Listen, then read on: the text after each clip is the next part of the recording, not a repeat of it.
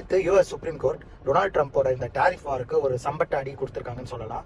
இவ்வளோ நாளாக அவர் ஒவ்வொரு கண்ட்ரி மேலே போட்டார் பார்த்தீங்களா, எக்கச்சக்க டாரிஃப். இந்த டாரிஃப் எல்லாமே இல்லீகல் அப்படின்ட்டு IEEPA அந்த ரூல்ஸோட பேசிஸில் அது எல்லாமே இல்லீகல் அப்படின்னு வந்து அவங்க ரூலிங் பண்ணியிருக்காங்க. ஆனால் இந்த ட்ரம்ப் வந்து ஒரு ஈகோயிஸ்டிக்கான ஒரு பிரசிடென்ட்ன்றதுக்கு ஒரு எக்ஸாம்பிள் என்னன்னா, இது மாதிரி ரூலிங் வந்தால் நெக்ஸ்ட் என்ன பண்ணோன்றதை அவர் முன்னாடியே யோசிச்சு வச்சிருந்திருக்காரு. ஸோ இந்த ரூலிங் வந்து சில மினிட்ஸ்லேயே வந்து அவர் இன்னொரு செக்ஷனை யூஸ் பண்ணி உலகத்தில் இருக்க எல்லா கண்ட்ரிஸ் மேலே 10% டாரிஃபை அனௌன்ஸ் பண்ணியிருக்காரு. ஸோ ஃபர்ஸ்ட் பார்த்தீங்கன்னா இந்தியாவுக்கு வந்து 2 to 10% தான் டாரிஃப் இருந்தது.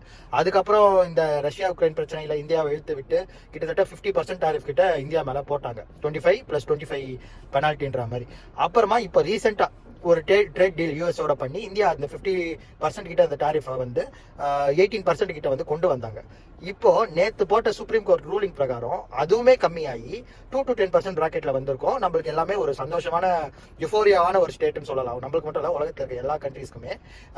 ஆனால் அதை உடனே அந்த சந்தோஷத்தை கெடுக்கணுன்ற மாதிரி திருப்பி எல்லா கண்ட்ரீஸ் மேலே எக்ஸ்ட்ரா 10% டாரிஃப் போட்டிருக்காரு.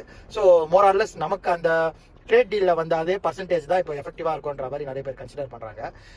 இவர் இப்போ வந்து இவரோட டாரிஃப் வார் வந்து இவரோட பிரசிடென்ஷியல் பீரியட் எண்டானா மட்டும் தான் ஒரு முடிவுக்கு வர போல இருக்கு. ஏன்னா ஒரு கண்ட்ரியோட சுப்ரீம் கோர்ட்டாலேயே அவங்க பிரசிடென்ட்டை கண்ட்ரோல் பண்ண முடியல.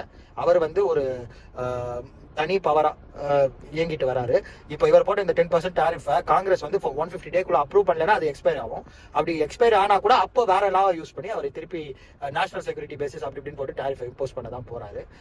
ட்ரம்ப் பண்றது சரியா தவறான அவங்க நாட்டு மக்களுக்கே புரிஞ்சிருக்கும். ஏன்னா டாரிஃப் வந்து அவர் மற்ற நாட்டுக்கு கொடுக்குற பெனால்ட்டி கிடையாது, அவங்க நாட்டு மக்களுக்கு கொடுக்குற பெனால்ட்டி தான். அவங்களோட விலைவாசி தான் இன்க்ரீஸ் ஆகும். ஏன்னா அது வந்து ஒரு டாக்ஸ் ஆக்சுவலாக சிம்பிளாக சொல்லணும்னா. ஸோ இதை பற்றி உங்கள் கருத்து என்னன்றதை மறக்காம கமெண்ட்ஸில் சொல்லிடுங்க.